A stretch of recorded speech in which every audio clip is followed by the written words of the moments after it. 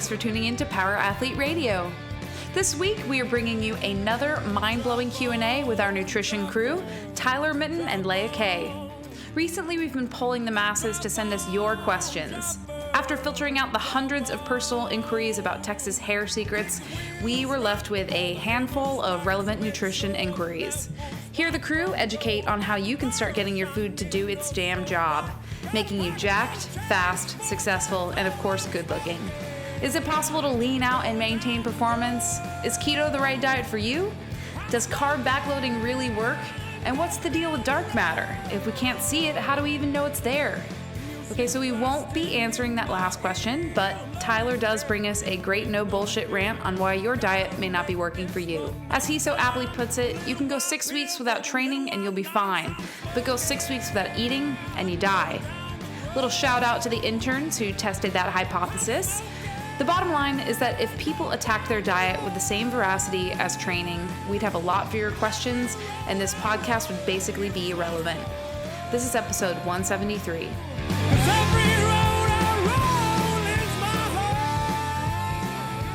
Power Athlete Nation, what is up? You have Luke here, and we have a special little nutrition episode of the premier podcast in strength and conditioning. You heard it here, folks. I got Leah Kay on the line, and I got Tyler Mitten on the line. It's just the three amigos and us, here to talk and chat some nutrition. So, guys, what's going on? Leah, what's up? Not much. We're just gearing up here at my gym for our biggest competition that we host every year coming up on Saturday. So it's been a bit of a busy week, but it's been fun. Well, good stuff. What's the competition? The suspense is fucking killing me. I'm sorry. It's actually our CrossFit competition. Well, no, excuse me. Our fitness competition, Bring the Heat 7. This is the 7th year that we've done it. This year we have almost 400 athletes competing in a all partners, same-sex partners competition. And we have, especially on the girls' side, some sick athletes coming. Like, I think we've got over 15 regional athletes that are going to be there. So it should be really fun. Nice. And Tyler, how are you doing, buddy? Doing good, man. How are you? So for our listeners here, we are on a video conference. So I get to see Tyler and Leah, and Tyler is in the dark doing God knows what. We can only see a silhouette, and he's running around with what looks like a hatchet or a machete. So what's going on there, Tyler? Man, when we do video, it's really hard for me to like do it naked. So I just decided I was going to keep the lights off. I get really shy. You not so much, but Leia's a chick. That's weird. True. I mean, yeah. Keep it like semi-appropriate. Lights on, lots of eye contact. It's also zoomed in on Luke's face right now. So I've got naked Tyler and Luke's face. This is not. Yeah, I don't know what happened. Best of both worlds, arguably. So guys, I don't know. Let's say we're just kind of getting in this cadence of really getting some focus on nutrition, because we're getting a lot of questions via email and forums and everything, and on our Facebook group. So if somebody's new to the podcast and this is their very first episode, let's get just kind of brief background on why the heck you guys are smarter than me or whoever's asking these questions. What makes you so special on the nutrition team? So Leah, why don't you go ahead and you start? Well, first of all, I've got a nursing degree, which is, it's all right. Unfortunately, in nursing school or medicine, they don't really teach that great a nutritional information. So a lot of the stuff that I learned with regards to this style of eating, power athlete nutrition, things like that, came after I got my degree. But I've been interested in it for a long time. So I've done a lot of extra education and research related to this style of eating, I guess you could call it. Well, it's power athlete nutrition, paleo somewhat, whole foods diet, that kind of thing. And right now I work at a part-time, besides owning a CrossFit gym, I work part-time at a functional medicine office doing nutrition with some MDs and a couple other nutritionists. So that's why I'm smarter than you, obviously. Fair enough. The story checks out. Tyler, what's up, man? Give a little background on yourself. Yeah, so I went to school, studied nutrition. I've was a wrestler, turned professional fighter. So I've always been kind of a weight class guy. I have to worry about nutrition in terms of that. Began mentoring under the baddest geek on the planet, Rob Wolf, like the smartest guy in the world, who also does BJJ and kills things with an atlatl. And Rob kind of introduced me to more of kind of, what I practice now, performance, recovery, style nutrition. Started really diving into that, started working with a lot of UFC athletes and a lot of, other weight class athletes.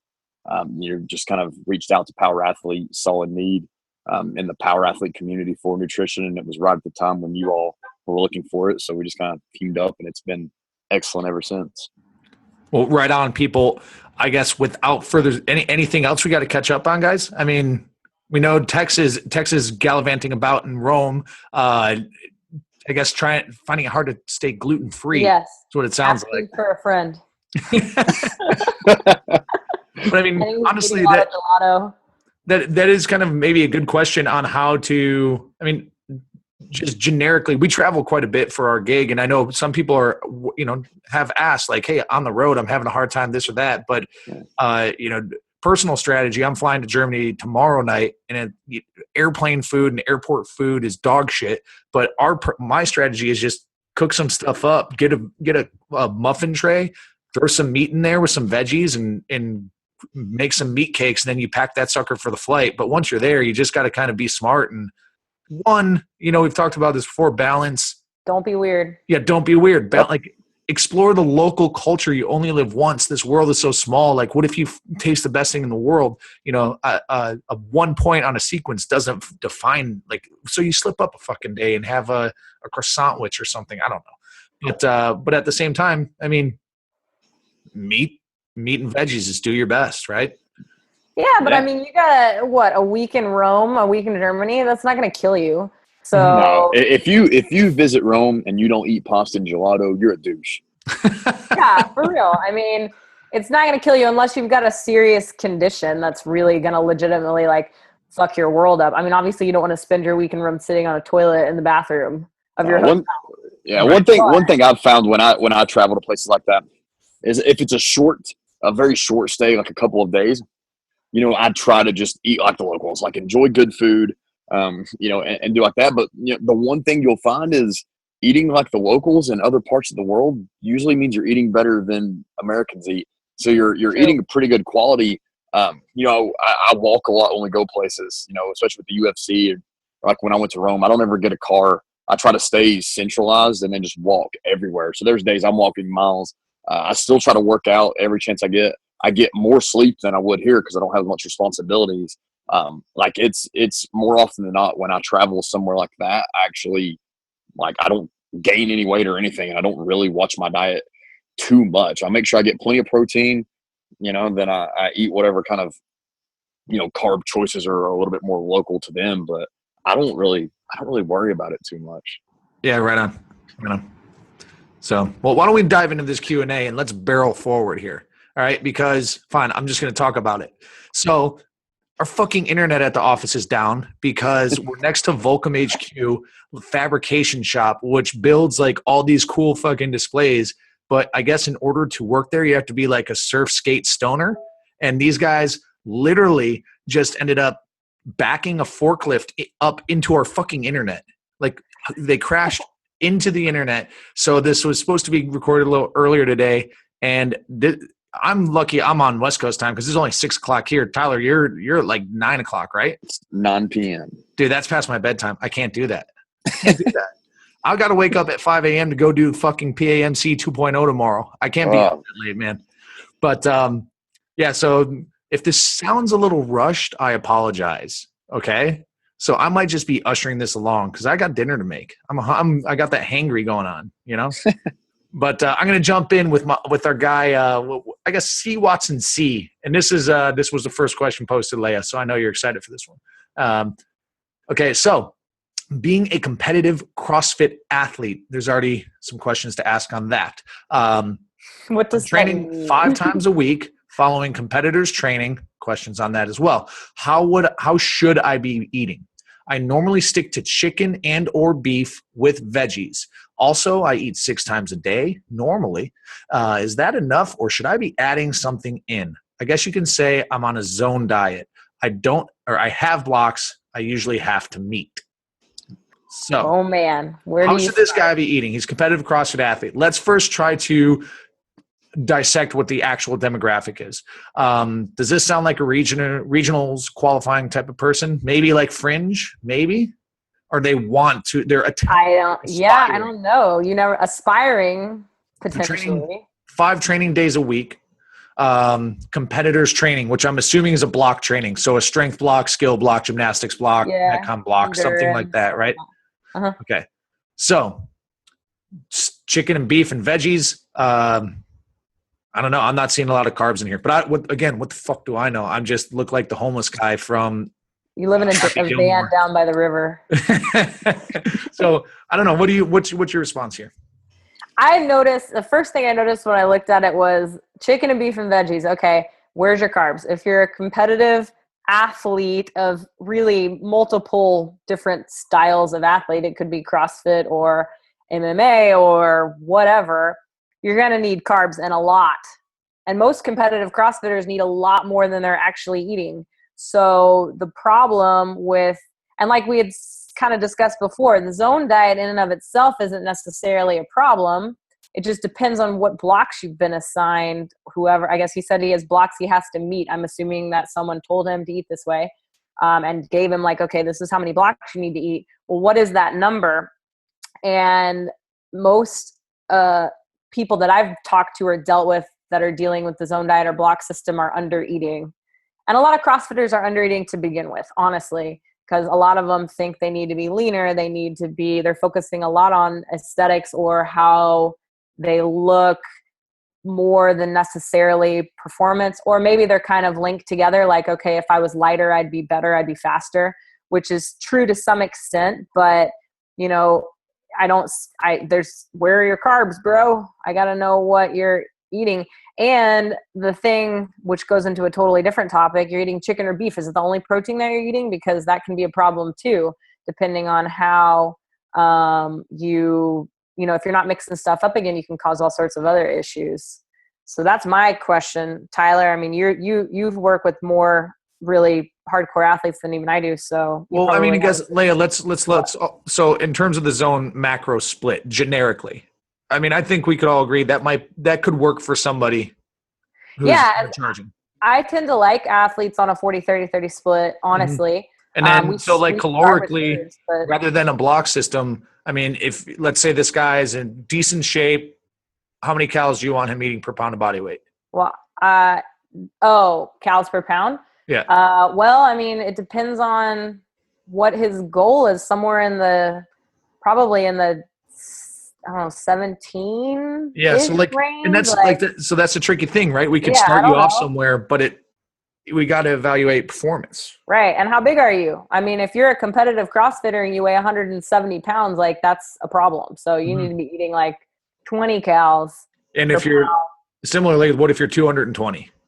I mean, yeah, unless you're just a hoss. I know one dude who was in the top 20 this year, regionals. Now there might be more, but I know one guy specifically who was top 20 he was 220 pounds and he was a beast. Yeah. He was actually better at 220 than he was at 195, but that's not necessarily usually that's not the case with guys. So yeah, you would knock him down some but you can't go, what is it? You can't go below 10 or you really start to fuck up your thyroid, your metabolism gets fully screwed. And I know when I was told designated zone blocks, the amount of calories I was on was laughable. So it didn't last very long. But yeah, I mean, there's a lot of specifics that we don't know about. So it's like, dude's got to earn his carbs first off, and it sounds like he is training. So throw carbs in the mix, roughly that 40-30-30 split. And then red flag for me is food variety as well, because we need to see some other meats in there. We need to see a variety of veggies, like we say, Roy G. Biv. But Tyler, anything to jump onto that? I mean, you hit all the main points. My thing, again, it's an unknown. We don't know if this guy's working towards aesthetics or what. But one thing I tell people a lot, if they tell me that, they're a competitive level CrossFitter, CrossFit competition is their goal, I don't want to hear anything about aesthetics because they should have already. I mean, like we're not worried about that. We're assuming if you were a competitive level CrossFitter, you're already lean. Like we don't. That's if you got to do one before you do the other. But if you're at that level, you're already a pretty lean guy, so we shouldn't be worried about that. We're eating for performance, and you cannot eat for performance in anaerobic activity if you're not eating carbs. So it's things we don't know. We don't know. It sounds to me like maybe he is now starting a competitive CrossFit plan. He's doing what a lot of people do when they start hitting it hard, and that he's eating extra healthy. But in doing so, a lot of us avoid things that we've been told were bad. And we start eating really healthy, but we leave out the carbs. So again, definitely has to be doing the carbs. Following the zone diet, just make sure you're not doing some zone block calculator or just some random recommendation of exactly how many blocks you should get. Eat as many blocks as you need to perform as great as you can perform. And if you are making any of those zone blocks out of zone bars or any of that other crap, I will find you and I will kill you. Oh, dude, I fucking listen. There was a time in my life, Tyler, where I would fucking buy a box of zone bars. I'm not proud of it, but you got to learn, man. Yeah, you do. Those experiences. But this was before Rob Wolf had a fucking podcast and everybody got all the free information from everybody who's super fucking smart. And then gets lost in the minutia, like where I used to get lost, which is like, I need to stop charring my burgers because of free radical contaminants and shit. Like, dude, I went to a dark place and like, oh yeah, and I just don't think, I hope, absolutely, dude, we've given the guy more than enough, but just start there. You have to start somewhere, and then you've got to just be smart enough and I guess get in touch with your inner competitive athlete to determine if you're performing the way you can perform, and I guess be sharp enough to know how to tinker, right? Because that's what it all comes down to. But all right, barreling forward, kids. Who's my next guy? Fat Bastard 123. Here we go. He's all over our shit too. He's a good dude. So I'm about to start a job where I'll be working 2 days on, 4 days off. So 48-hour shifts. I'm considering getting a subscription to Pete's Paleo just for when I'm on shift, which I'm assuming is like a food delivery. You guys know this? I don't know. I'll Google it in a second. It's a meal prep, like you order meals from him. Okay, I think so. This dude's like, I think if I tried it, I should just finish the question before I fucking stop. So he continues on. I think if I tried to do my own food prep, I'd end up just not doing it and then eating shit for the whole shift. He's currently on our Grindstone programming, which is our flex program. So he's got 2 heavy days, 2 medium days, 2 light days. He'll be working 48-hour shifts. He currently weighs 280 pounds, and he wants to drop 50 pounds. Yikes. Thoughts on best pre-made meal services? Stop doing shift work, first of all. Yeah, so that's he's stacking the cards against him, right? Right. I don't know. I'll let you guys kind of pontificate. I'm a little confused about his question because he basically said, what's the best pre-made meal service? But then he kind of was alluding to like, I think I'm going to do this. Mm-hmm. Is he asking, is it a good idea? I mean. So how about this? Just generally, what are your thoughts on like forking up money for pre-made meal? I think do it if you can't get your shit together, honestly. Yeah. If you can't meal prep and you got a company that you like or you can work with like in the kind of allotted macros and stuff that you're doing, go ahead and do it. It's worth the extra money to not stress about it and to get it right. I think it's one of those things that you're sacrificing. Obviously you're going to pay a shit ton more, but I mean, if it keeps you being 280 pounds and working night shifts, like that's a problem. Mm-hmm. Even though you're going in the right direction, if you can pay, sacrifice a little bit, pay a little extra to make sure that your nutrition is where it needs to be to get yourself down to a much healthier overall weight. Well, I guess I don't know how tall he is, but he's trying to drop 50. So it sounds like for sure. Well, and his name on Instagram is Fat Bastard. So that's I don't know. Tyler, you got any experience on this? I don't really have much experience when it comes to meal prep services. I just agree. If you can't do it yourself and getting a service and you can afford it, getting a service is going to make a big difference and it's going to allow you to eat healthy, then yeah, by all means, it's a no-brainer. I would definitely do it. Again, just find one that's, you know, going to not just treat you like everyone else and give you the amount of macros that you need. But again, brands, I'm just not sure on. Yeah, I guess I'm gonna give you two routes here because I'm the cheapest fucking guy around, right? And when it comes to this, like you're sacrificing two things, right? You're either gonna fork it up or you're gonna have really bland food. Because if you have, here's the thing, you have 4 fucking days off. What's going on there? How is there not food prep during those 4 days? True. Right. And I get it. Hey, maybe there's something going on. Who am I to fucking say? Okay. But I just think that you got to find a stride and you got to get a system. And it's just like writing any sort of program. You know, you can write yourself a meal prep deal, or if you can't do that, have one of you fucking guys do it. Write up a bulk meal prep. Like, so how do I prepare for a week? Like, first off, I'm 33 years old, have been cooking for in 9 years for myself and whoever else has been lounging around. I just bought a rice cooker. What was I fucking thinking? Like, you should have a rice cooker. I still have a rice cooker. Right. Well, you have like some magic thing I've never even heard of that does everything. Pressure cook. Yeah, it's the combo. That shit is good. I never use it though for rice cooking. You can cook rice in 20 minutes on the stove. I don't got time for that. Whatever. I don't have time for that. Because I have a small stove. I've got other things going on there. You know what I mean? Anyways, so here's my next thing. So first off, what's going on in the 4 days? Sack it up. Get a big fucking Pyrex dish. Start making casseroles. Get a crock pot. Start making goulashes or whatever. And like on those Pauline meals, she's got a couple of bulk ones that are good. Yeah. And then figure out, you know, get your veggies, get your greens, get your Roy G. Biv in there. And but if you can't, sure, try Pete's Paleo, but I'm going to throw a plug out for a couple of friends that helped me in dire situation at the CrossFit Games. Raw Living Foods. These people are the nicest people. We had a games debrief episode. It had to have been the end of July. I don't know what number it is, but long story short, Tex and I were stranded for like 6 hours, and these fucking people stayed by our side and gave us snacks and like told stories and fucking campfire shit like for 6 hours with us till 11 o'clock and made sure that we got towed home. So they're super, super nice, and I would honestly give them a look. They were very, very passionate about what they do and very nice people and very honest. And I don't know, give them a shot, see what's up there, or get a fucking crock pot. So there's my rant. Does that help? Do you guys?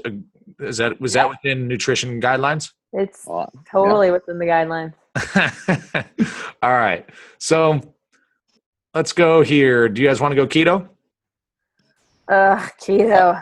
I do not want to go keto. Well, not like literally us follow it, but we got some keto questions. Got it. Oh, okay. All right. So, I mean, I don't even know how to answer this. Like, I don't know where the claim comes from, but this comes from Matt Garvey. Any merit to a targeted ketogenic diet? This is targeted in quotes. The idea of strategic placement of carbs around your workout and remaining ketogenic for all other meals. Isn't that what we do? I mean, essentially. Keto? But I don't know. I don't know if he's carbing up, you know, in excess of that, because we restrict carbs pretty low. But I don't think you could possibly do more excess than and the keto. Yeah. So I guess what he's saying is leaving ketosis for your training. But the answer is I don't know why you would do that, because the idea behind being keto and training, and correct me if I'm wrong, guys, is to try and drive fat adaptation and use the fats you're consuming as your energy source. I honestly think he doesn't understand. He's not talking about targeted keto. I think he's talking about more like what people say metabolic flexibility, where the body at rest on a low carb type, or you could call it a keto type diet, is utilizing fat for fuel. And whenever you shift to your glycolytic or your higher, you know, your exercise and you're feeding the body carbs, it shifts to carbs for fuel and back and forth, so that you're not just a sugar burner or not just a fat burner. And that's what you try to create kind of with the earn your carbs idea, which is what we do. So when he's saying targeted keto, I don't think that word means what you think it means. Basically. So it's really, we're just kind of talking about cycling some carbs and staying Yeah, that's what it as sounds low like. carb as you can. Right. When you're not, like, eating for your workout or your training. I'm assuming. Okay, so Tyler, anything on that? No, I mean I'm with Leigh on that. I'm just not sure how you could really eat any amount of carbs over kind of what we have you eating and still remain ketogenic. It's not, you can't just be in and out of ketogenesis like in the same day. Like it's not something you can just, one meal gets you ketogenic, the next meal you're out, the very next meal you're back in. It just can't work. And I guess, see, people, we're going to tap into our keto protocol in a second, and maybe this is a good spot to, like, okay, so hang on. First off, I guess we have to say there's really merit in almost everything, right? Yeah. So, there's like kind of the true therapeutic ketogenic diet where there is not a significant amount of carb cycling, where we are regularly carb cycling every week. Right. Because it's more of the anabolic approach influenced by Mauro Di Pasquale. So that's where our keto approach comes with. So we're still, it's a bit of a slippery slope. Like, okay, there's merit in it, but if we were talking, so what are we talking about? We're talking about performance. Like, listen, keto may not be the best thing for you if you're a performance whore trying to get the most out of your training or your competition, and you're using food for fuel. But if you're using it for health reasons, then yeah, maybe that's a way to stay active enough and get a strong enough workout in to maintain insulin sensitivity and carb sensitivity. I don't know. Now I'm just kind of getting out of my wheelhouse, so I'm hoping some of you guys, you jump in and tell me I'm wrong or right. No, I mean, you've got pretty much spot on. I mean, it all goes back to, again, as we were discussing before, and then we have another question that I don't want to get into yet until we really answer that one.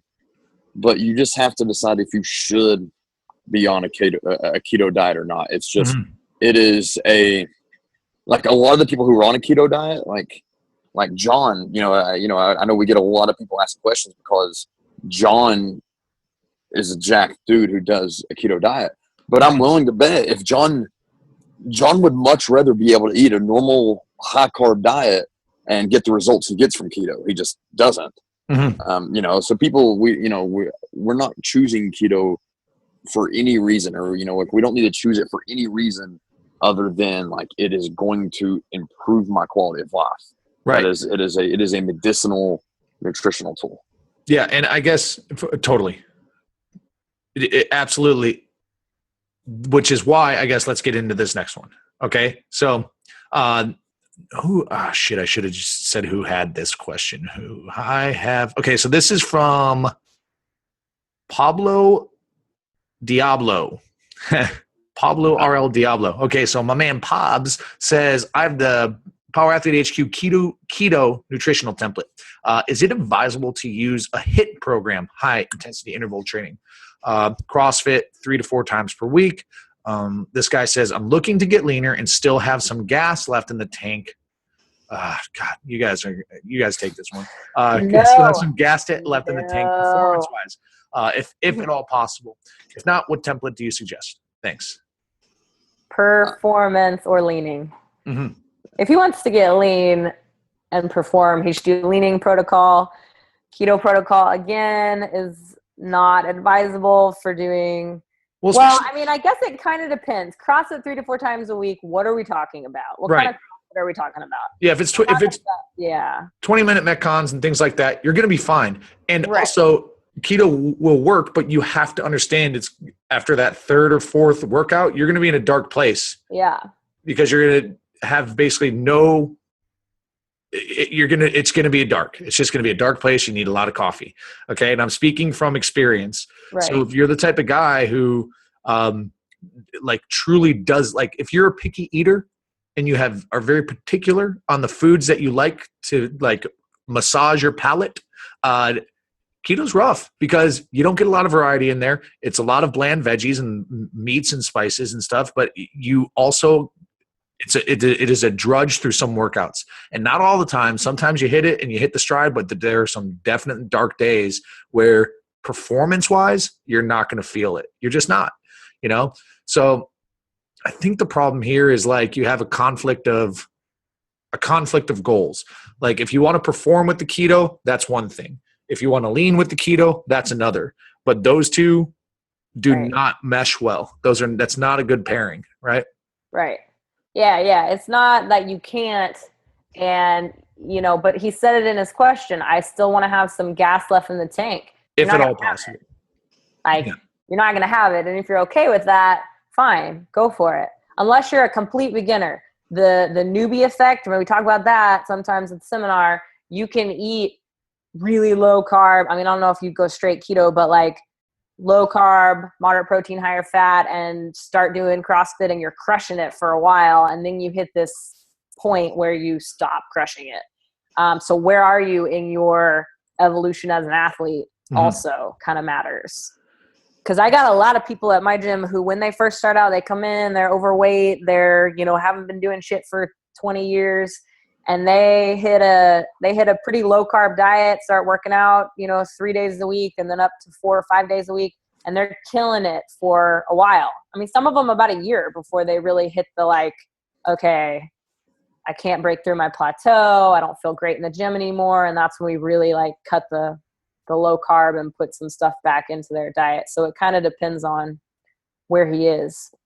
But yeah, I mean, get leaner and perform. That's just tough right there. That's tough anyway, even if you're not doing keto. I want to get leaner, but perform. To get leaner, you got to be on a calorie deficit. To perform, you don't. So there's really, I mean, those two things in and of itself really are challenging. You have to think of your athletics and your sport as cyclical. Are you in a leaning phase when you don't care about performance and you're leaning, or are you in a performance phase?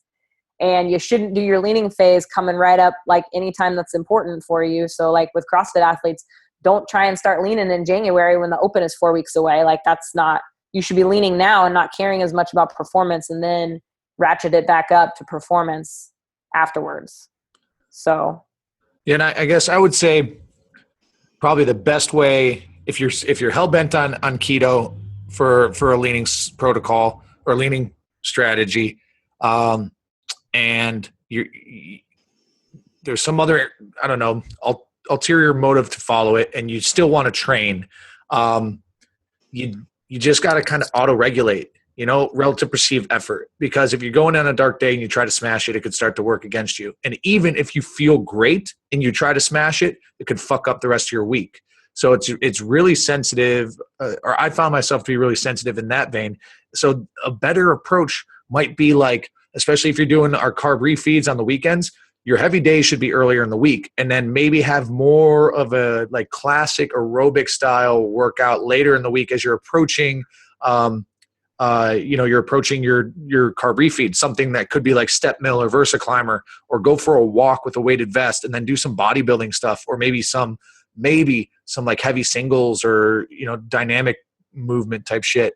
I'm just trying to think like, aerobics utilize fat more so than carbs anyway. So if you stacked your programming where in the beginning of the week you had your like really glycolytic, high intensity, short, heavy shit, and then kind of drifted into more like accessory exercises plus aerobics, like a 20-minute but like not intense kind of Metcon, but like kind of a chill one, that might work too. All right, so I know I queued up another question, but we're going back to the carb. The carb is now in. Okay, the carb isn't the bad guy. You just got to know how to work it, right?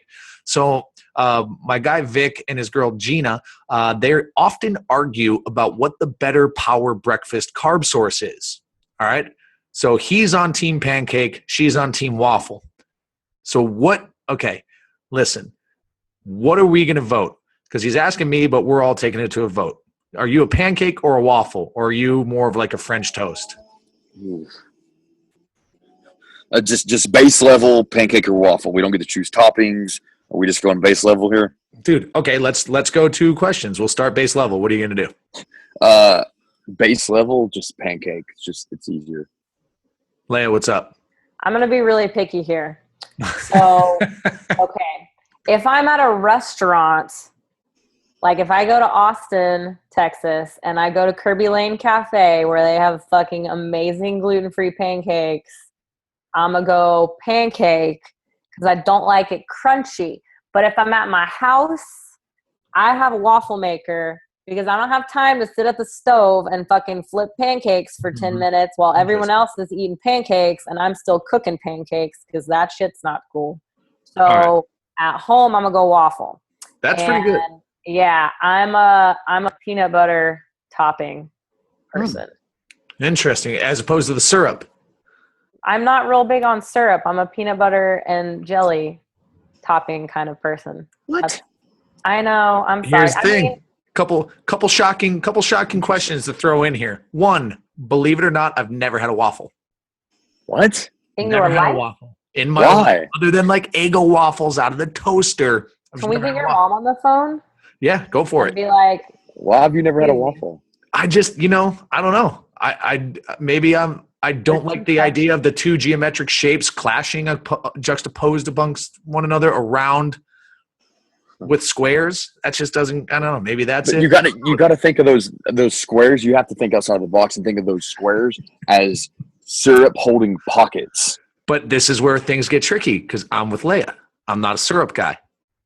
I go peanut butter or nut butter, something on there. That's what I do. That's the way I do things. See, for me, I like the peanut butter, but that's why I chose pancakes. Like with pancakes, it's easier just to put something like. For me, I've made like gluten-free homemade pancakes before and just put peanut butter on them and literally just picked them up and ate them as I did stuff. yeah. Like, Yeah, that's what I'm talking about. So folded them over like a taco. Didn't even need, that's how I do it. So sorry, Gina, you're out. Team Waffles out. Pancakes in. Unless, of course, have I guess a tasty waffle maker that autopilots it for you. Which that sounds pretty interesting, Leia. Because I don't have time to flip shit either. Maybe I might convert. Now here comes another kitchen appliance. I'm gonna go fucking buy. You know what else you can waffle? Everything. Really? You can waffle sweet potatoes. I'm damn What? it. Shred it. Yeah, you shred sweet potatoes. You mix it with like an egg. I think you can waffle it. Holy shit! You can also waffle. I have a waffle maker and I didn't know that. Scramble. Yeah, you can scramble eggs. And if you want to get really high tech, you can use a blender and you can do eggs and spinach and shit in the blender and you can waffle that. Dude, I think we're doing it wrong. Mind blown. All right, I may change my mind, Gina. So chill out. Don't worry. We're gonna have to come back and revisit this, okay? Yes. But now that we're on the carb, let's talk about carb backloading, right? So, what are our thoughts on carb backloading and the specific macro split of protein, carb, and fat percentage wise? And this is for somebody following a CrossFit football style program. I'm not. I personally just don't. I don't like carb backloading, but it's more for the fact I have I normally have a pretty active day anyway, so I don't like keeping all my carbs to the end of the day. Like I like. Actually, I like to eat more carbs at night than during the day, for sure. I just don't know that I'd necessarily call it backloading because I don't eat like 90% or anything at night. But I like carb loads at the end of the day because it sometimes helps you sleep. Some of the research shows. Also, it kind of depends. Some people who eat carbs in the morning, and I'm more like this, if I eat a higher carb breakfast, it tends to set me up for wanting more carbs throughout the whole day. Whereas if I eat a lower carb breakfast, most of my training really lately has been towards the afternoon, then I'm good for the day, and then I can have a big carb meal after my training. I don't know, percentage wise, I tend to, I eat probably I'll eat about 50% maybe at night if I'm kind of quote unquote backloading. But it kind of depends. So this guy needs to, if he's CrossFit football style programming, really the big question I have is what time of day you're training. Because I think it's better to not carb backload, but to put your carbs around your workout. And so if you get up and train at 6 a.m. like you guys do, I don't really feel like carb backloading is going to be the best answer for him or the best idea. I guess try it. And I only say this because this has come up at the seminar a few times, and there are people that are like wed to the idea of doing it and they insist they perform better. we'll try it. But see, I'm on the guy's site, and I mean, shame on me. I haven't read the guy's book or his $57 ebook if I buy now in 13 minutes. But all he's pitching here is like fat loss. Fat loss. And he's talking about eating fucking like eat the food you love at night and shit like that. So it's like there was another guy that this is like warning signs. But I guess if you have excess carbs at night, and then you're, let's say, not going to be able to, when you're training first thing in the morning, you're probably not going to have a big meal, then maybe give it a try, see if it works, right? Yeah. So I personally I try to avoid a lot of carbs at night because I find I get shittier sleep. So there you fucking go. And that's just me anecdotally. I know other people are different. So this is where some of this stuff gets tricky. But in terms of a split, 50% of your carbs at night if you're training in the morning doesn't sound like a bad thing. Yeah, protein should still stay evenly split throughout the day. Mm-hmm.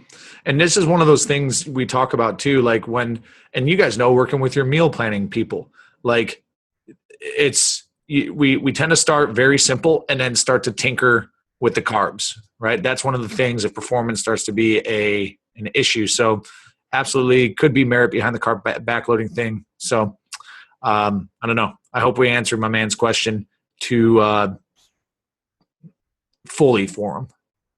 But anything else on that, guys? No, I mean, I think it all just depends on when he's working out. That's going to be the major factor, because if he's working out at night, he's kind of doing a little bit of a more carb not really a backload, but he's going to be bulking his carbs at nighttime anyway. So, and if you're working out in the morning, I don't see a purpose for a carb backload personally. Right on. So let's talk about the bulk. Okay. My man C. Robinson, 1683. He's saying for bulking, is there any difference between so this, okay, bear with me, people. Is there any difference or advantages to eating multiple smaller meals throughout the day versus a fewer larger meals? Question. No, not really. I mean, it depends on especially when it comes to bulking, you are eating a ton of food, and it's really hard to eat that much food.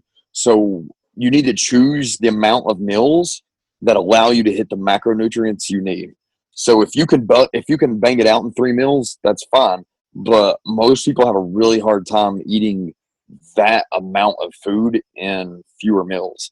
So, it's more of just personal preference and, how you're going to be able to fit it all in. I'm with you on that. I mean, in going through the bulk, I found it easier, relatively busy days. I just found it easier with fewer meals, just get it going. And honestly, eventually it just kind of self-regulates because you're so fucking full. Even though you have a big meal, you're just going to break it up into 2 meals because fuck it. But yeah, man, the one thing I would say for those on the bulk is variety is absolutely fucking essential. Because if you start to smash yourself with the same foods over and over, I found myself just fucking up my my blood work, and so keep variety, as tempting as it is to just eat the same shit over and over. Mix up the meats, mix up the veggies, mix it up. And then also you'll probably stay sane and you won't develop like an animosity towards a certain food. You're like, fuck scrambled eggs, because I will never eat scrambled eggs again. You know what I mean? So, but all right, let's talk leaning. We just went from the bulk. Now we have a question on lean. This is Casey Foote. For the leaning program, what's the duration? I've made some serious cuts, 195 down to 168, 34 inches to 30 inches over about 6 months. But now I feel like I need to actually put some muscle on before doing a cut again. Do you have any indicators, markers you guys use for when it's time to switch it up? I'll still, Rob Wolf's tagline, and that's how you look, feel, and perform. I mean, there's not really, like I would base it off of that. I don't, does that make sense? Yeah, I suppose. I mean, is there anything, let's say this person's a newer individual, like what are some what was their first time of going through a big weight loss? Like what, is stagnation, for example, is that like a good thing to like maybe a good sign to switch things up a bit? Yeah, possibly. But what I've found when people start to stagnate on weight loss, what happens is they stagnate and then they get discouraged and they get through that like, oh man, I'll just never be lean, and they give up. Me personally, man, I've done a few different things. What I've found here lately is some of these people that they're losing weight, especially if they lose weight pretty quick, and then they begin to stagnate. I've actually been adding a little bit more into their diet, and then they start losing weight again. Reason being is, you can look at a few things. They've kind of repaired the metabolism, so metabolism is working better now, so they can handle the more food. Or, they're a little bit lighter, they're in better shape, so they're actually working harder in the gym, so they need this additional food to, like really get them through the workouts and give them that push. So there's a few ways to look at that. All right, cool. Right on. Leah, anything else on that one? I think performance is a big indicator as far as weight loss. Like I said, with the people that I've dealt with in my gym personally, we've had some, 30-pound losses, 50-pound losses, whatever, but all of them reach this point where they start performing more, like their performance suffers. So they were getting better and better and PRing and dropping weight, and they're getting faster. And then all of a sudden they're like, man, I just don't feel like I've got the gas to get through these workouts right now. Like, I don't know what's wrong with me. Sometimes they'll get sick. So like if you get a cold or like respiratory infection kind of stuff, that's a sign that something's not quite right. And it's time to add some more food. And then sometimes I think if you're just mentally like done, then you need to take a break, put some more food back in your diet. How's your mood? Are you feeling almost like kind of depressed? How's your motivation? That's all signs that, you could be under eating, or your body's, more stressed than it needs to be.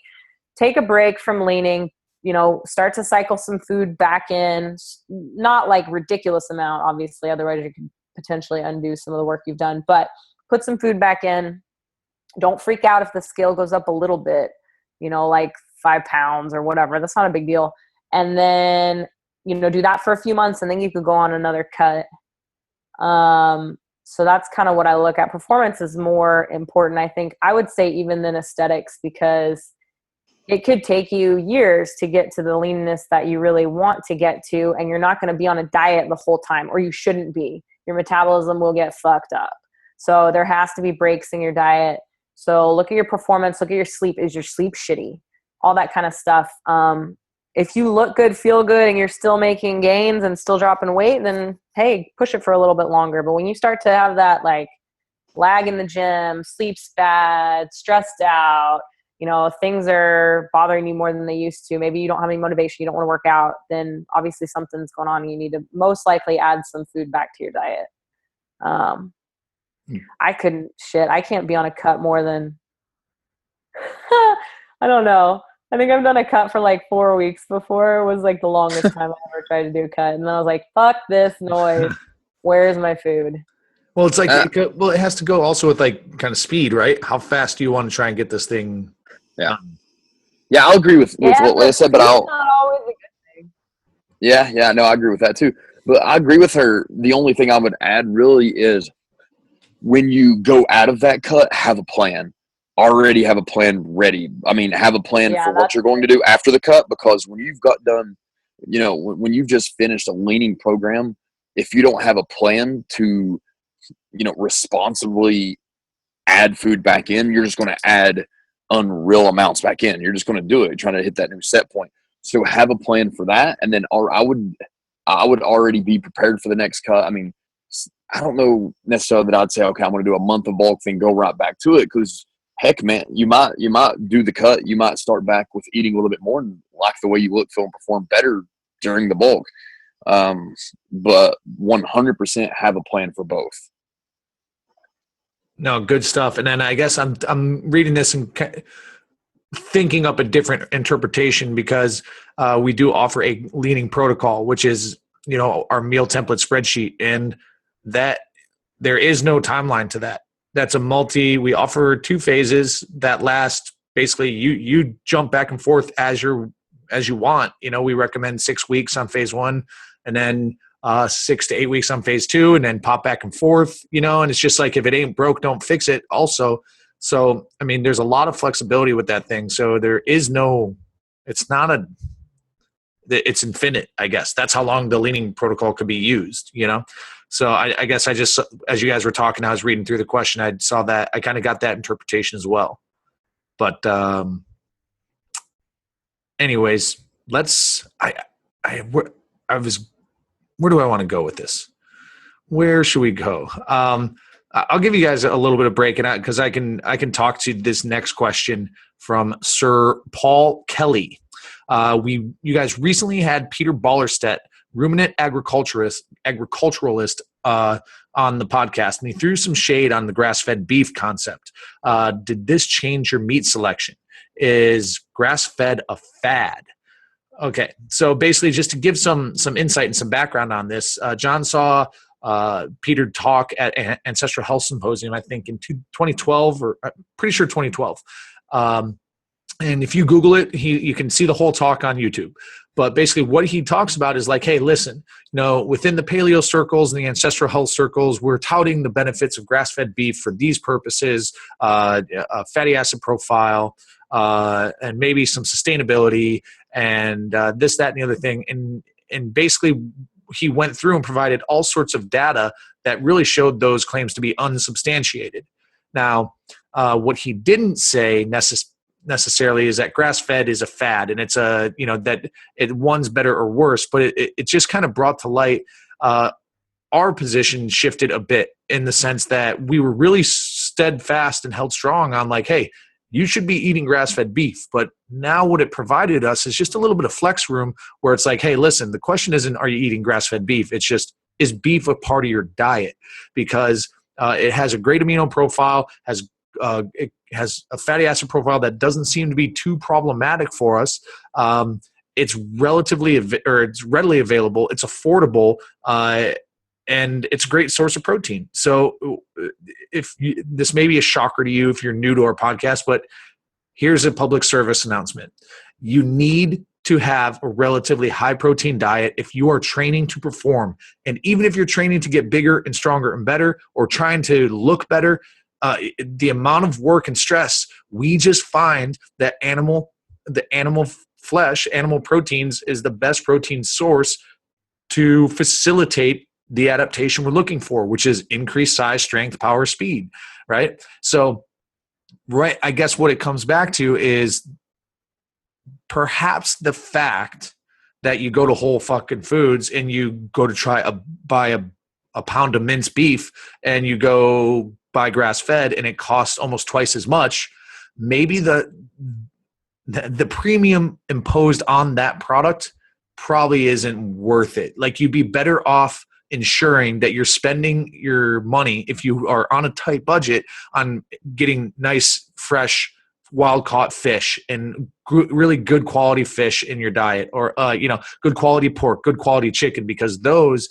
we tend to see a lot more problematic issues with kind of the farm-raised and the mass-produced versions of that. So that's where we hold on to that. Now, me personally, I'll buy grass-fed beef, ground beef from the market if it's on sale, and I'll buy it in bulk, and that usually covers to the next sale. If I could find an affordable and local grass-fed local farmer here in California, which it doesn't fucking exist, everything's so expensive, I would do that too. When we go out to restaurants, if there's a grass-fed steak, I'm ordering grass-fed steaks. Like, that's just kind of how I am. But I used to trip out on it. I just don't trip anymore. And I don't know, Tyler, Leah, I know you guys listen to the podcast as well. I don't know if you have a position that you want to take on this either way. It's really one of those, don't get wrapped around the axle. Like, if you can do it, do it. I personally believe, it's going to be kind of funny, but I'm dead serious. One of the best nutrition investments I ever did was buy a $300 rifle. And seriously, go hunt, man. I mean, I'm serious. So in 1 year I killed 4. In 1 weekend I killed 4 deer, and 2 years later, like I still have deer meat and eat it weekly. But then I killed more the next year and all that. I kill several deer a year, and like I end up giving meat away, and it's grass fed. B, it's cheap because I paid $300 for the rifle, a few $100s for the scope. Pay the money to the processor, which I do a lot of the processing myself. And dude, it's some of it's canned, some of it's frozen. Again, it sounds kind of funny, but I'm also 100% serious. Or if you have a friend, like a hunting buddy friend, like, man, we all like hunting, but sometimes we enjoy it. But I mean, there's been times I've let a deer walk just because, frankly, it wasn't big enough to justify it because I had so much meat in my freezer. I didn't want to clean and gut the thing and then not need it. So I've had friends before now, like, hey, like next time you kill a deer, I'll give you $50 for all the meat. Okay, cool. So I'm super pro hunting for that reason. Anytime someone tells me they're against hunting, I tell them they better be a vegan. But it's funny, but I'm 100% serious with it too. I mean, it's either hunt or go find make friends with a hunter. It's the best way to get grass fed meat. Growing up, I mean, my old man's very avid hunter, and I followed in his footsteps until college, and just haven't found an opportunity yet. But we always had venison, we always had bear, caribou. Sometimes we'd fry up geese, but they just were fucking gamey. But duck, like we had everything. That was where a lot of our meat came from too. But then, we also had store-bought stuff, so it was kind of a mixture there as well. But I don't know, like, anything on that? I mean, what's your thoughts? Well, we're pretty lucky that there's a farmer that delivers across the street from the gym. Yonder Way Farms, love them.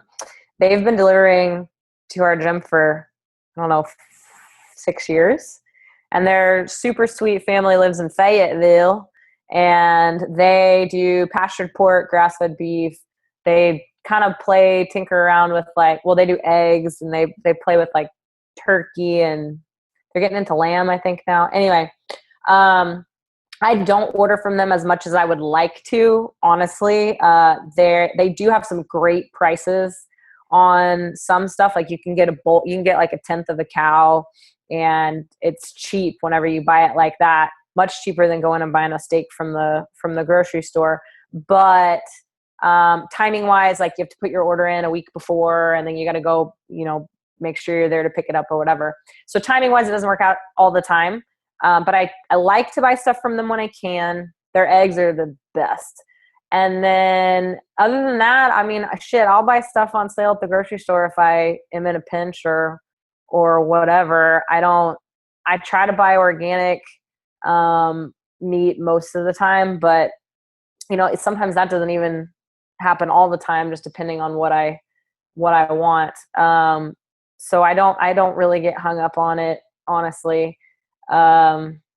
And I mean, like you said, budget wise, if you have to choose between eating, not organic, not grass-fed beef versus subsisting on ramen noodles, like you need to go for the not organic, but eat some beef and some potatoes. Potatoes are cheap as shit.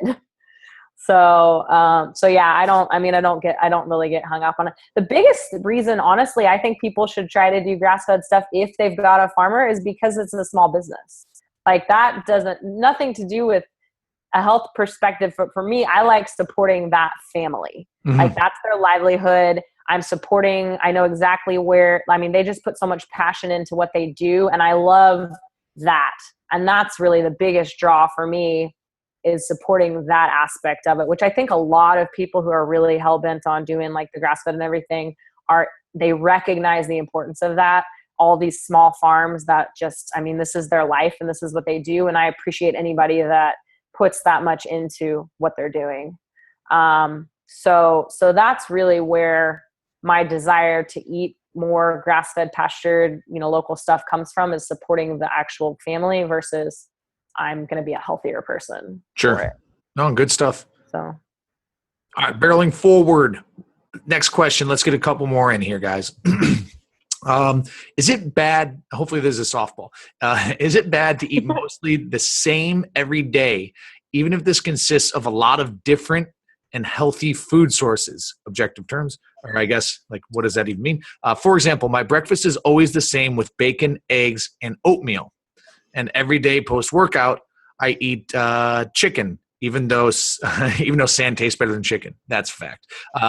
Get yourself Green Dragon from Trader Joe's. It's the best chicken salsa ever. Green Dragon, do it. I don't have stock. It's just fucking good. Let's see. After workout is chicken, sweet potato, and broccoli. I heard this could be bad for your gut health. So let's talk variety. Yeah, I mean, it is very important to get variety. I'll speak from personal experience because I have a really hard time with it myself. It's probably my biggest thing and it's more, I have certain meals that I have figured out are easy to cook. And frankly, I just like them. I'm very boring. I could eat the same things every meal, every day for the rest of my life and never have a problem. So I'll get into the habit of just doing this. And like, it took me a while before I really, I started mixing it up just to do it.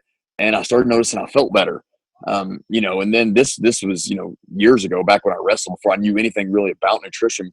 But, like now, putting the knowledge I know now, back then, it was just the fact that I was providing my body new micronutrients and different vitamins and minerals and things that, that's eating the same stuff every day. You're just not getting that variety. Food is a drug, man. And each pill you pop is going to have a different effect. But it is true. Every food has a different chemistry, and it's going to hit you a little bit different. So, I do think you absolutely need to keep it varied.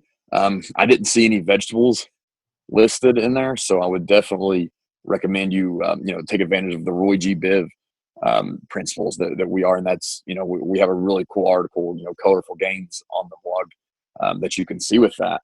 But, just to kind of put it simple, it's basically eating, colors of the rainbow in vegetables, fruits and vegetables every day. If you can, try to hit it about every meal, but just keep it super colorful and varied because, this is going to give you all the different micronutrients you need. But, I said a lot, but basically, yeah, it does make a difference. You need to make it as varied as you can. It still doesn't have to be, you don't have to cook like Emeril Lagasse. It doesn't have to be anything crazy. Just mix it up some. If you don't like chicken, why are you eating chicken? Put it, fix something else. I used to love chicken, and now I can barely handle it. So mix that up. There's nothing wrong with red meat. Mm-hmm. Just get a leaner cut. I mean, there's other options, man. But and then we talk about Roy G. Biv a lot, but also different. I mean, be a carnivore. I mean, there's lambs out there that need eating. There's plenty of fish out there that need eating. Go find a dolphin and eat one. You know what I mean?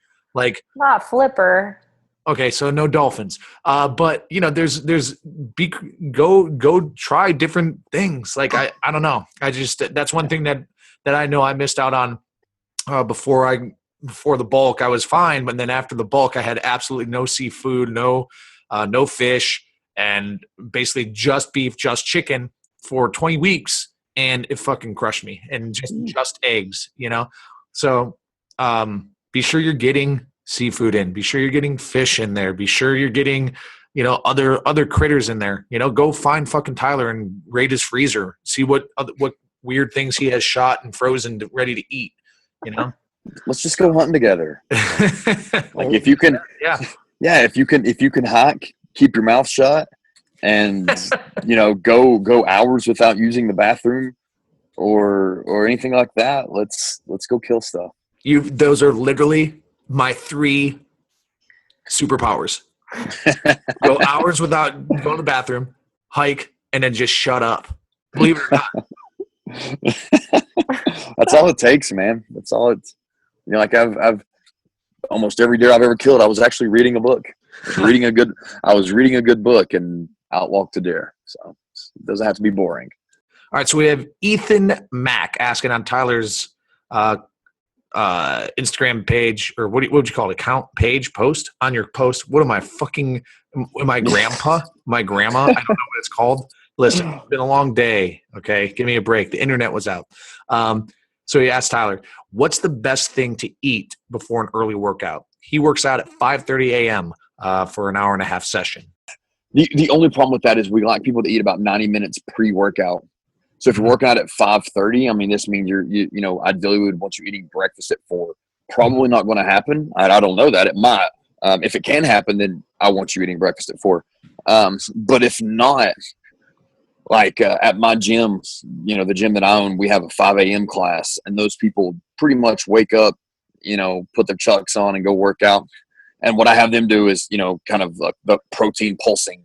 I tell them to, you know, fix the shake, fix like what we'd call an intra-workout shake, but these guys are doing, you know, CrossFit. You know, we're a very CrossFit football gym, but it's still kind of hard to eat that or drink that during a workout sometimes. So I have them fix it up. They start drinking it on their way to the gym, and they try to finish it, you know, like before they get there. You know, so that's kind of thing. I have some people that actually make it the night before. It's already ready for them. They give it a couple shakes and they just start downing it. You know, whey protein and carbs. If you're doing that though, just make sure that you are doing a good meal like pretty soon after your workout. So a lot of people that work out in the morning, I find they work out in the morning and they go straight to work, and you know that's a problem if you didn't eat in the morning. So make sure, you know, the protein pulse on the way to the gym, kill your workout, and then like you have to eat whole food, you know, within an hour of that workout. All right, now next we got Cole Phillips 10. You got to wonder what these numbers mean at the end of these names sometimes. How long does it take for glucose to be composed into glycogen in order for it to be utilized by the body? And if carb loading in the morning before a conditioning session, what should breakdown of post-training meals look like? Yeah. Oh, it's a two-parter. Yeah. Gotcha. I think the answer we kind of talked about offline is still valid for both these questions. Well, yeah. I mean, first of all, what are you setting your watch? What's this dude's name? Something 10? Yeah, 10. Yeah, Cole perfect. Phillips 10. No, Cole. Why do you need to know the exact time that your glucose is going to hit your cells for availability? I think we're getting a little anal here about, I don't know, performance. What's the deal? Basically, you need to, everybody's different. Everybody's biochemistry is different. Everybody's going to assimilate carbs at a different rate. I mean, you know, so I can't give you an exact like minute by minute account of when the sugar is going to hit your blood. But the bigger question is, why do you need to know that? What we tell people to do is just experiment. If you need to know, like, when am I going to have energy to work out? You know, when should I eat? Really what it sounds like, when should I have my pre-workout carbs? That's basically what the question is, which is much. It's kind of what it feels like, but you know, it's like, it's towing the line of the golden rule of don't be weird. Like, yeah, I think just a little misguided. So yeah, let's try and give some advice on like actionable. What's the action that can be taken here? Yeah. So when should I have my pre-workout meal? There, let's do it that way. If you're doing Whole Foods, right, Tyler, you said we like 90 minutes before for a meal. But if you're doing like a shake, like an intra-workout shake with like the glucose mixed with protein, whatever, then we have a much smaller window. Some people, but that still depends on, you know, who you are and how you perform. Some people can do a little bit 30 minutes before a workout and they're fine. And they feel that energy and they feel like they're fueled. Some people need a longer amount of time before. So the answer is, I don't know what's going to work for you. Let's test this out. And then you can get back to us and say, well, the glucose hit my blood at 25 minutes and 15 seconds or whatever you're going to do. So yeah, stop geeking out. Don't worry about it. I mean, it depends on the foods. Like she said, it does. And honestly, it doesn't matter. Like, it just doesn't matter. I mean, I guess you could argue it does, but in the grand scheme of things, there are much. So, okay, I'm going to just fucking tell this story. It just came to me, you know, and John told me this story a few years ago about when his first car he bought was a Bronco. And this old man comes out right after he buys this car, 16 years old. And, you know, he looks at John and he's like, oh, look, beautiful, beautiful Bronco, John. You know, you want to get the best fuel mileage out of this Bronco. You need to wash and wax it every day. right? And I usually throw this sucker out when we talk about this type of shit at the seminar. And, you kind of scratch your head and you're like, what the fuck's he talking about? And, why would Papa Wellborn tell John that he needs to wash and wax his car every day to maximize fuel efficiency? And this is usually where I go, hey, raise your hand if you think he's lying. Raise your hand if you think he's right. And there's typically like a 50-50 split. And then there's the other 50% who are just too lazy to raise their hand at a seminar. I don't even know why they're going. But here's what the deal is. He's absolutely right. Because by washing and waxing the car every day, you will minimize the amount of particulate matter on the surface of that car, thereby maximizing aerodynamics. And by having the most aerodynamic car, you're ensuring improved fuel efficiency. But where is your time better fucking spent? Make sure the fucking, air filter's clean. Make sure that you've changed the oil. Make sure that the tire pressure's right.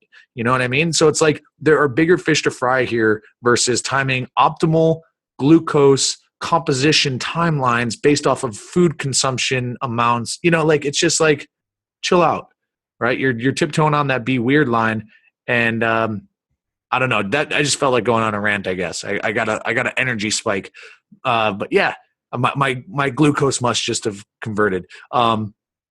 Just don't be weird. Hit a nice balanced approach, get some carbs in them about 90 minutes before, unless you're doing a shake, like Leah said, and you'll be cruising. But I don't know, Tyler and Leah, did you guys, we're kind of through the list. Was there any questions we should tackle that we know people should be asking? Yes, I have a question for Tyler. Okay, I'll address that. So is the leaning protocol that you guys have a weight loss protocol? Is it for weight loss? Oh, interesting. Because the calories seem pretty high. Cool, I'd love to answer that one. So here's the thing. Weight loss is easy. Like, it really is. I mean, you find out about how many calories a day you're moving. You don't even really have to figure that out. But if you want to, go buy a Fitbit, and you just don't eat anywhere close to that amount, and you're going to lose weight fast. And that's fact. Losing weight is not that difficult. But losing weight is a very, very stressful thing on your body. The body has set points. The body reaches a set point, and the body does not like to change. It does not. We are not here in the business to make you lose a lot of weight really quick. I mean, I can do that. I can put you through a weight cut. If you follow it, we're probably not going to be really good friends afterwards. But we can do it. Our goal is not to make you lose as much weight as possible really quick. Our goal is performance. So when we set the lean protocol, like the parameters, everything in that, it is to keep you just under what we have estimated based off of your feedback and based off of what you have entered into our system, just under that caloric range. So just a slight calorie deficit. And what that does is it keeps you slowly chipping away at that. But what happens is oftentimes people do this, but then here and there they have the cheat meal that becomes a cheat day. I'm going to get right back on the wagon Monday. They get right back on the wagon Monday. 2 Mondays later, they're off the wagon again. And what it does is, where we have you just under what you need to lose weight, if you're messing this up pretty often, you're not going to be really under that calorie deficit. I mean, you're putting yourself over.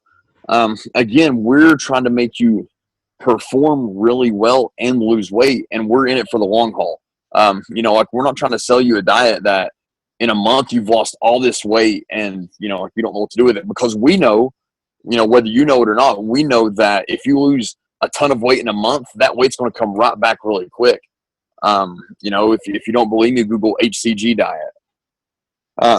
It's just the way it is. We're not in it for that. We're in it to give you the absolute best possible program that's going to keep you losing weight slowly, in a way that is sustainable and that you're going to perform the way that you should. And that's what the leaning protocol is. That's why we don't call it a weight loss diet. We call it, leaning. It's going to lean you out, but you have to trust it. You have to be honest about what you put in. If you take a week off, You don't need to be following it the way that you were when you were, in the gym busting your butt every week. You have to, if you just bought our spreadsheet, you have to be honest with the spreadsheet. And you just have to freaking do it. You have to be honest with it. You have to be strict, do it. If you're doing nutrition coaching or meal planning, if we tell you to do something, you've got to do it. You don't have to, but if you're after to match the goal. Yeah, if you want it to work. Yeah, if you want it to work, you have to do this. And I'm not fussing at people or anything like that, but like with having meal plans and nutrition clients, the ones that are hitting it hard, man, they look freaking great and they're freaking killing it. The ones who aren't, are the ones who always seem to find a reason of why they're having a hard time following it. And it's just, at the end of the day, you have to buckle down, decide whether or not you really want to. It's kind of a rip-off of Ronnie Coleman, but I say, like everyone wants to be in shape, but not everyone wants to get in shape. It's a big difference. One's a thing, the other one's an action. If you really, truly want to lean out, like you have to be in it for the long haul. No excuses. Buckle down, toughen up, leave your first world problems at the door and freaking do it. It's just something. I work with some of the top UFC athletes in the world. And, so I get it. Here's these guys who, they sign a UFC contract and they're fighting for 50 grand and 50 grand. Well, guess what? I put them on a leaning protocol and you know what happens? They start to lose weight. Like well before I actually have them do the actual weight cut. They're still going to lose 10, 15, sometimes 20 pounds just following the recommendations. But what they're not doing, because their butts are on the line and, their ability to pay bills is on the line. What they're not doing is cheating. Like they are following it to a freaking T. And they're getting results. And, you just have to hit it with that level of intensity. I'm really passionate about this. Like if you've been to our CrossFit football seminar, nutrition and recovery is the base level, the base of our pyramid. If you haven't, you need to go sign up so we can talk to you about that. But I mean, man, this stuff is super important and we really believe in it, but I need you to hit the nutrition with the amount of commitment that you hit the gym. Like it's just gotta happen. It's all the time. I see people who are working out 5-6 days a week. They're killing it. They're doing everything their CrossFit coach says, but nutrition's where they let the wheels fall off. And it drives me nuts. You can stop working out tomorrow, and in 6 weeks you will not be dead. You will not be dead. But if you stop eating tomorrow, in 6 weeks you're dead. My point is, food's really important. There you have it, folks. And that's how we close the nutrition episode of Power Athlete Radio. Leo, that was pretty good, huh? That was good, man. I feel empowered now. I know. I gotta get my shit together all the time. Gotta get the pizza out of the oven. If it wasn't dark on my end, you'd know that I'm holding a sword right now, like charging. So listen up, people.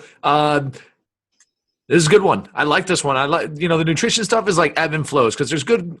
I'm not going to say bad questions.